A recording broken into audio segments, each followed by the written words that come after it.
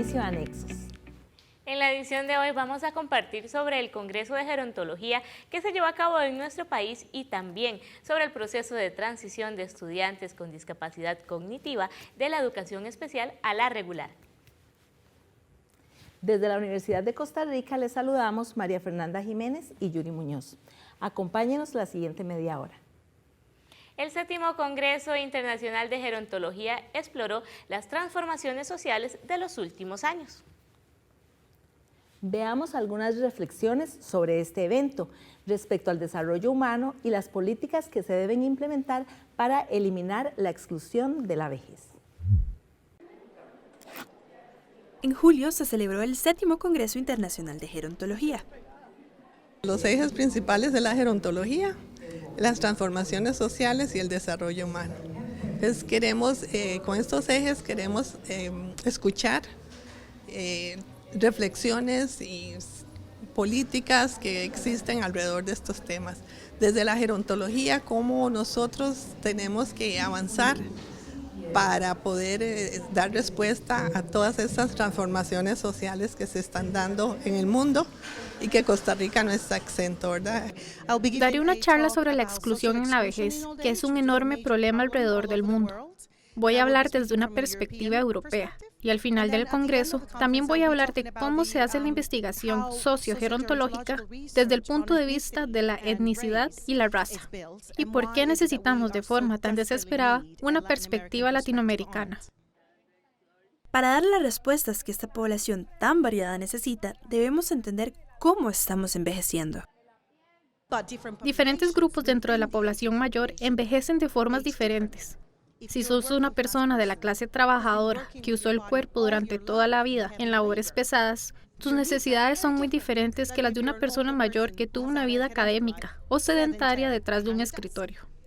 Entonces, entender exactamente qué necesitan las personas mayores es cuestión de entender cuál es la composición de esa población, en términos de su clase, educación, experiencia laboral, de las redes sociales que tengan a su alrededor y qué implican todas esas cosas, cómo van a envejecer fisiológica, biológica y genéticamente. El Congreso también aportó en la discusión de cómo integrar a las personas adultas mayores al resto de la sociedad. Es una integración de la sociedad civil en todos los programas del CONAPAN, a nivel de comunidades, que la juventud se integre como parte activa de esa sociedad en defensa de los derechos y compartir intergeneracionalmente con la sociedad. ¿Cómo estamos enseñando a la gente a pensar sobre la vejez de manera positiva? Por ejemplo, muy raramente enseñamos sobre el envejecimiento en nuestros planes de estudio, al menos que alguien estudie trabajo social o enfermería o medicina. Pero aparte de eso, no enseñamos sobre el envejecimiento. Enseñamos sobre la niñez muy seguido, para poner un ejemplo. Creo que si nos queremos deshacer de los mitos, también tenemos que asegurarnos de tener canales de comunicación que te permitan refutar esos mitos, decir las verdades del envejecimiento. Y sí, algunas realidades son difíciles y vulnerables, pero no todas lo son. Como lo anunciamos en nuestra entrevista de estudio de hoy, conversamos sobre educación inclusiva. Nos acompañan Viviana Abarca, asesora nacional del Centro Nacional de Recursos para la Educación Inclusiva, CENAREC, y Joana Castro, docente de educación especial y fundadora de Yo Puedo y Vos, que es una fundación que ha favorecido la empleabilidad de personas con discapacidad, en especial de personas con síndrome de Down. Y estaremos conversando hoy sobre la transición de estudiantes con discapacidad cognitiva del aula integrada o el Centro de Educación Especial al aula regular. Muchas gracias a ambas por acompañarnos y bienvenidas al programa. Para comenzar, Joana, bueno, desde su experiencia también como madre de familia en este trabajo que han hecho en la fundación, ¿verdad?, que reciben a muchas familias también de chicos con discapacidad cognitiva. ¿Cuáles son esos consejos que le podemos dar a las madres y padres de familia que quieren tomar la decisión de la transición de sus hijos a un aula regular? Claro. Bueno, primero lo más importante es estar muy seguros de que su hijo puede, ¿verdad? Porque yo pienso que hay una clave muy importante en todos esos procesos y es creer en la persona, ¿verdad? Creer que el estudiante puede, después buscar como esos tips como de independencia, que la persona sea lo más independiente posible, que permanezca sentado, que pueda seguir instrucciones, ¿verdad? Que él pueda ser parte facilitadora del proceso desde su perspectiva, ¿verdad? Y poder llegar a un aula donde es igual que todos, diferente, ¿verdad? Y en esa diversidad, pues ser lo más independientemente posible. Y también desde el CENAREC, ¿verdad? Se brindan muchos recursos para la educación inclusiva, como su nombre lo indica, y capacitaciones también, ¿verdad? Y puede ser un apoyo no solo para los docentes, sino también para las familias de los estudiantes. Claro, bueno, todo estudiante de hecho tiene derecho a la educación inclusiva, ¿verdad? No es una opción si yo quiero o no, ¿verdad? Optar por la educación inclusiva, simplemente todo el mundo tiene derecho. Y como usted lo dice, desde el CENAREC nosotros velamos precisamente por brindar capacitaciones. El Departamento de Ayudas, de Asesoría en Ayudas Técnicas, precisamente brinda opciones para los estudiantes, por ejemplo, que su computadora adaptada, adaptaciones a algunos productos que el estudiante va a requerir, ¿verdad? A la vez asesoría a los docentes que muchas veces requieren de esos apoyos para poder dar una transición a ese proceso de la educación regular lo más factible posible. Que también es importante porque muchas veces las familias tienen que hacer un esfuerzo muy grande para desplazarse a centros de educación especial, donde, bueno, nos dicen, tenemos el personal preparado, tenemos las condiciones, pero recalcar esto, o sea, todos los estudiantes tienen derecho a ir al centro educativo más cercano, el que es más cómodo para la familia, y también, ¿verdad?, ese mensaje para motivar a las familias a tomar la decisión de exigir también estos derechos. Claro, lo importante es que, bueno, a la par del derecho está el deber, ¿verdad? Y también cumplir y uno a dar ese aporte desde el metro cuadrado de uno, ¿verdad? Yo creo que esas experiencias son muy importantes porque es lo más cercana a la realidad, es ser parte de la sociedad, es vivir en la diversidad que existimos y que estamos cada uno de nosotros. Entonces, que se animen, ¿verdad? Porque a veces la barrera más grande es el miedo, ¿verdad? El miedo a dar ese paso, el miedo a pensar que no le van a hacer bullying, lo van a maltratar, ¿verdad? No es eso, ¿verdad? Hay que ir con todas las herramientas, hay que ir con ganas y con actitud, ¿verdad? Porque así es como se derriban barreras. Entonces creo que la actitud es muy importante, ¿verdad? También hay que ser un poquito asertivo, hay que tener habilidades blandas, los padres, los niños, para poder uno adaptarse a esta transición que vos decís, porque eso es un proceso para todos, ¿verdad? Para la maestra, el centro educativo, los compañeros, los padres de familia, pero ahí es donde uno educa, realmente. Claro, y vamos también a conversar más adelante en esta entrevista, que es nuestro tema de fondo de hoy, sobre, bueno, desde la familia, desde la casa, cómo también favorecer que este proceso sea positivo, una experiencia positiva para todas las partes implicadas, y vamos a seguir conversando con nuestras invitadas de estudio sobre este tema más adelante. Continuaremos más adelante con este tema. Ahora conocemos una nueva palabra en Lesco. Ya casi estamos de vuelta. Contador.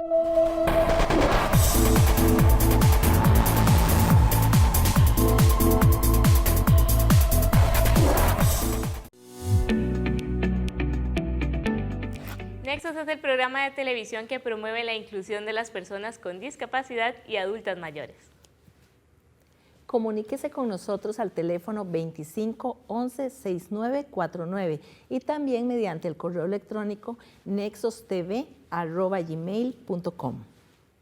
En el Congreso de Gerontología, las personas adultas mayores no solo son un tema de estudio, sino también protagonistas de la actividad.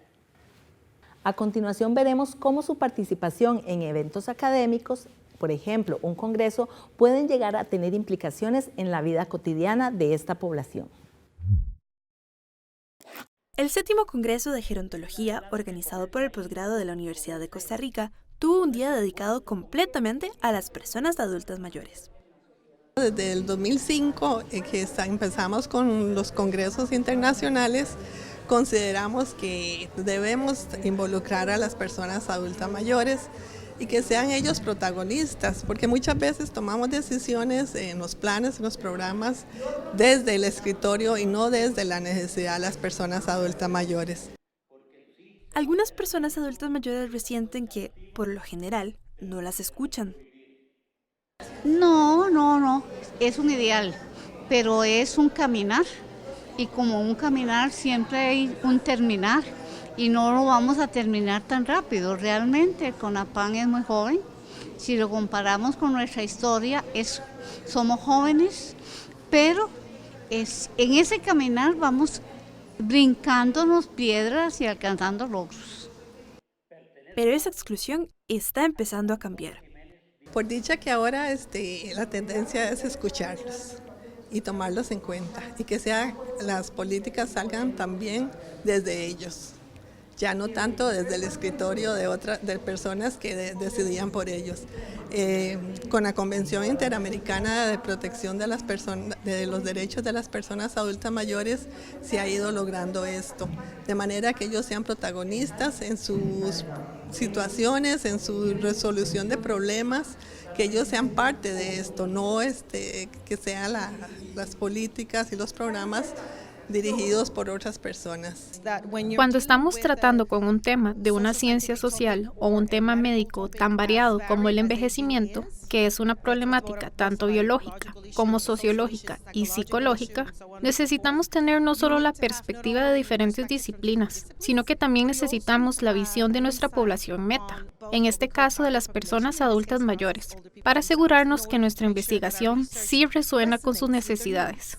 En mi parte del mundo, raras veces tenemos conferencias como esta, en las que también tenemos personas mayores, y eso significa que algunas veces no logramos escuchar qué es exactamente lo que ellas necesitan. Pienso que tomar en cuenta todas estas perspectivas te hacen un mejor científico, pero también te hace un científico que impulsa investigación que en realidad sí puede hacer una diferencia en la vida de las personas. Quienes participan de espacios académicos como este congreso reconocen su aporte a la sociedad. Y estamos por aquí y para insistir a las personas mayores que no se queden sentadas, que sigan adelante y con esa fuerza, con ese ahínco, para que algún día, para no sentirse uno del todo que no sabe, que no hace nada, sino que sentirse valiente y ser más ágil y hacer ejercicios y todo para un nuevo vivir, para un término vivir feliz. Y porque también es un aprendizaje, necesitamos empoderarnos para seguir luchando y defendiendo nuestros derechos como personas adultas mayores. Hoy en Nexos estamos conversando sobre el proceso de transición de estudiantes con discapacidad cognitiva del aula integrada o del Centro de Educación Especial al aula regular, y nos acompañan para asesorarnos en este tema Viviana Barca del Centro Nacional de Recursos para la Educación Inclusiva, CENAREC, y Joana Castro, docente de Educación Especial y también fundadora de Yo Puedo y Vos, y estamos conversando, ¿verdad?, ya tomamos esa decisión como familia de que lo mejor para el estudiante que forma parte de esta familia es hacer la transición al aula regular. ¿Cómo todos los miembros de la familia aportan a que esta experiencia sea positiva, ¿verdad? A veces creemos que es ir a dejar al hijo o a la hija a la escuela y nos fuimos, ¿verdad? Si tienen hermanos, los papás, los tíos, los primos, ¿cómo pueden también aportar? Bueno, desde las líneas de acción, ¿verdad?, que ha emitido el Ministerio de Educación Pública, es claro de que el trabajo debe ser colaborativo, ¿verdad? No es pensar que ya ingresó al aula y eso es responsabilidad del docente regular, es una responsabilidad de todos, ¿verdad?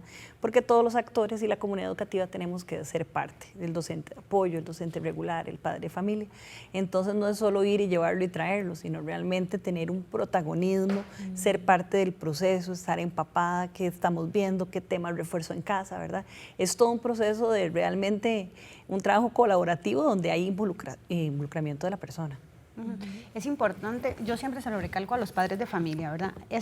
A los padres, madres, a las familias, ¿verdad?, al encargado, es el hecho de empoderarse de los procesos educativos. Si un padre de familia está ausente, no sabe a dónde ir a solicitar un apoyo para sus hijos, no sabe ni siquiera cuál es la maestra que le está brindando el apoyo, porque hasta eso sucede, ¿verdad? Entonces es el padre de familia, su familia debe estar involucrada de ese apoyo que requiere el estudiante, de conocer de todo el contexto escolar, eso es importante, estar siempre yendo ahí a preguntar qué va, cómo va mi hijo, qué requiere ese apoyo. Y también, ¿verdad?, sucede con algunos estudiantes con discapacidad que de repente también tienen otros profesionales de apoyo fuera del centro educativo, ¿verdad? Terapia de lenguaje, no sé, alguna estimulación para el aprendizaje, que también debería ser un proceso que se comunique al centro educativo, ¿verdad? Entonces, ¿cómo también estimular que las familias transmitan ese conocimiento con los docentes, con los terapeutas y los diferentes profesionales, ¿verdad? María, eso de hecho es importante. Hay estudiantes que por lo general tienen también el apoyo de la terapeuta ocupacional, ¿verdad? Y como en el MEP no hay tantas, lamentablemente, buscan al apoyo privado. Y muchas veces empieza a trabajar, se hace una sesión con los docentes y los padres de familia que están trabajando. Bueno, es que la terapeuta ocupacional está trabajando esto desde la casa. Bueno, qué importante saber que eso que trabaja la terapeuta ocupacional desde la casa se puede llevar a la institución, que es el lugar donde el estudiante pasa mucho tiempo, ¿verdad? Entonces, eso que usted refiere es importantísimo, a que haya un trabajo interinstitucional y más allá con todos los docentes y apoyos que tiene el estudiante a nivel personal, ¿verdad?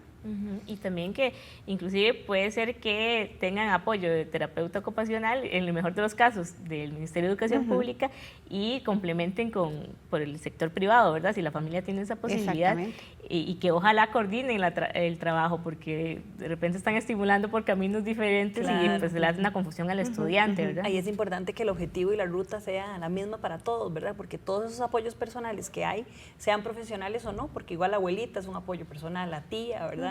Que estimule también el lenguaje, por ejemplo, que todos vayamos en una misma línea, ¿verdad? Entonces sí es muy importante, como decía la compañera, ese empoderamiento, ¿verdad? Porque el padre también nos puede enseñar a nosotros, ¿verdad? O sea, no es porque uno ya sea profesional, ya sabe todo, no. Los padres son los que conocen más a sus hijos, ¿verdad?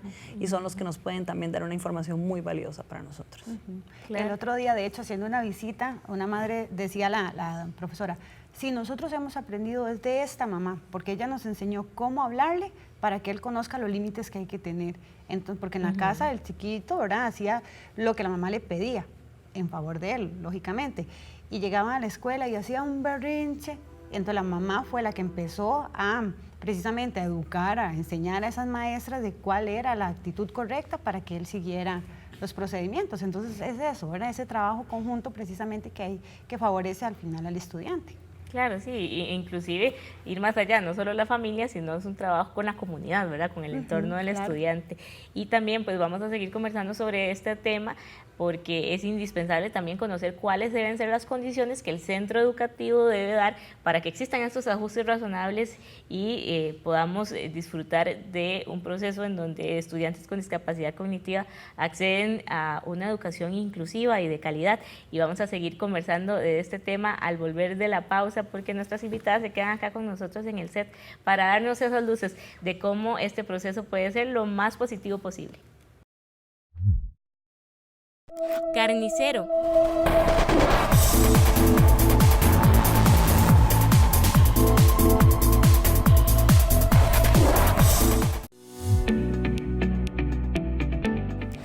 La educación inclusiva es aquella en la que todas las personas comparten los mismos espacios de enseñanza-aprendizaje, tomando en cuenta las características de cada estudiante.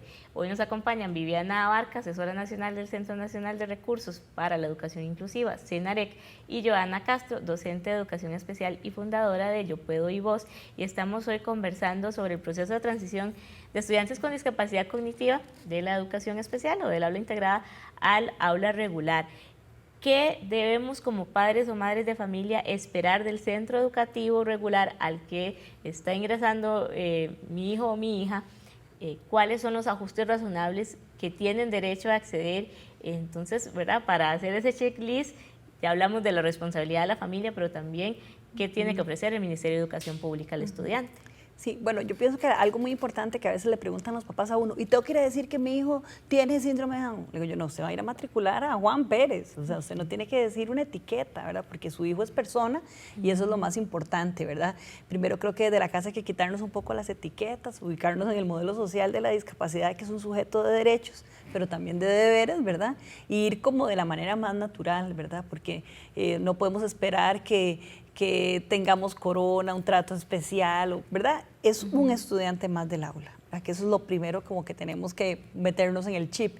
Segundo, entender que el aula es diversa, ¿verdad? Todos los estudiantes son únicos, especiales y diferentes, entonces necesitamos que todos aprendan, ¿verdad? Solo que hay diferentes ritmos de aprendizaje.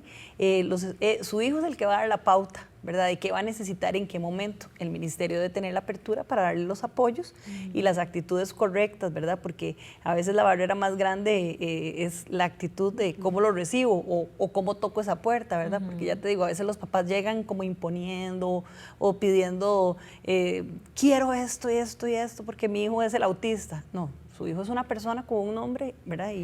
Y eso es lo que primero uno tiene como que ver, esas habilidades que necesitamos para comunicarnos de una manera asertiva, para que el ambiente sea el propicio. Y desde el Ministerio de Educación, bueno, pues tenemos que brindar todos los apoyos que se requieran, ¿verdad? Desde materiales, organizativos, personales y con las ayudas técnicas, como decía la compañera, que se necesiten de acuerdo a la condición de discapacidad.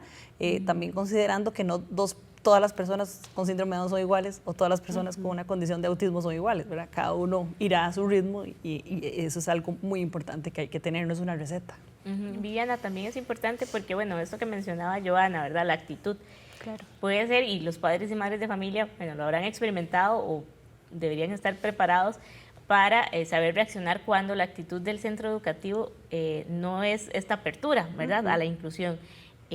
Recalcar el tema de que cualquier centro educativo debe recibir a cualquier estudiante, ¿verdad? A veces tenemos esta idea de que voy a ver si en esta escuela me lo aceptan o no, ¿verdad? Entonces, ese consejo para los padres, si llegan a un centro educativo y les dicen no estamos preparados para recibir estudiantes con discapacidad, ¿qué hacer?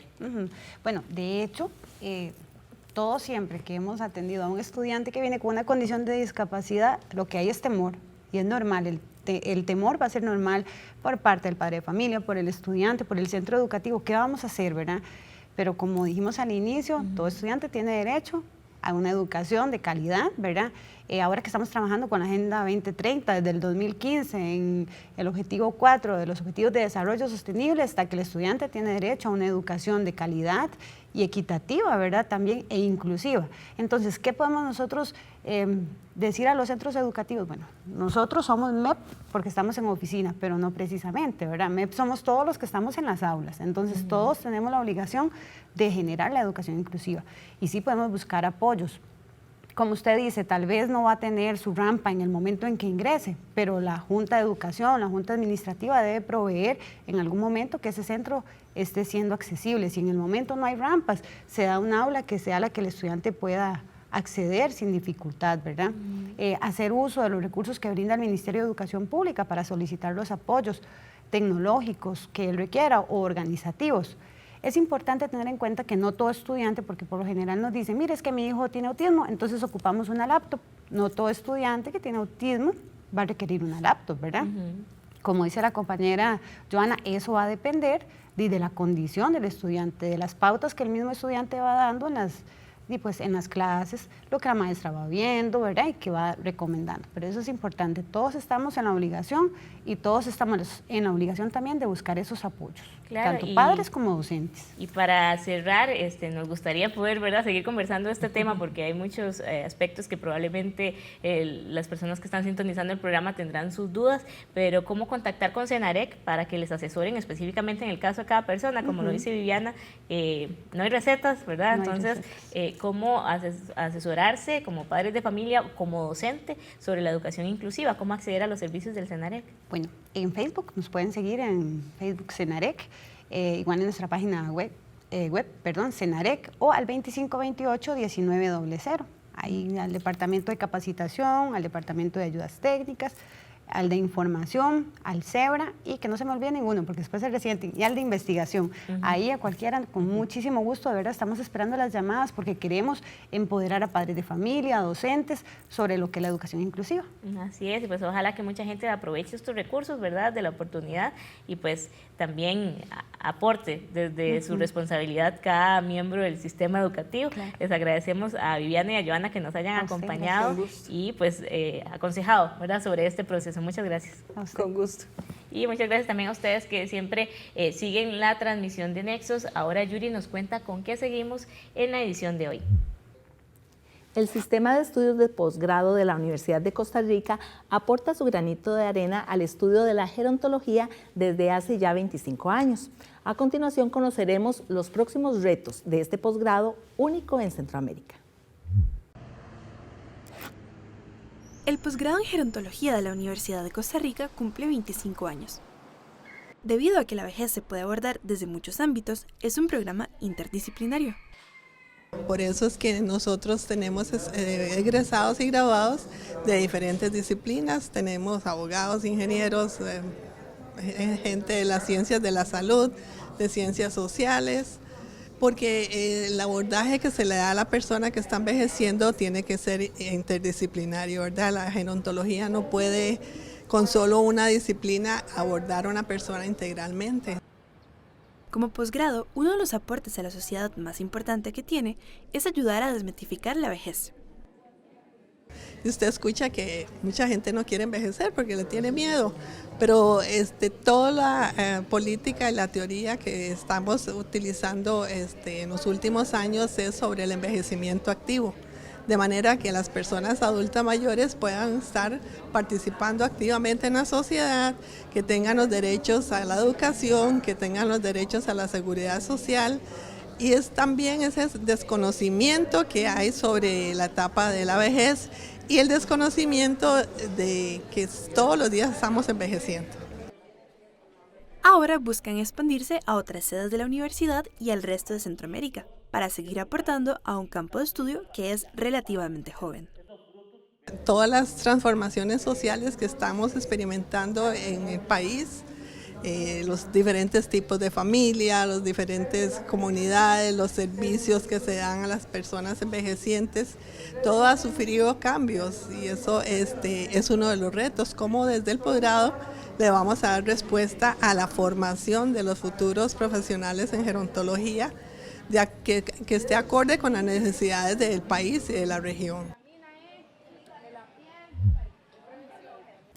Cerramos así la edición de hoy de Nexos. Le esperamos en nuestros espacios en redes sociales para disfrutar de todos los contenidos que le compartimos en la televisión y por supuesto también contenidos especializados de nuestras plataformas digitales. Nos encuentra como Nexos Canal 15. Esperamos que se haya motivado a aportar a la inclusión. Hasta la próxima semana. En Nexos promovemos la inclusión haciendo televisión con sentido. Hasta luego.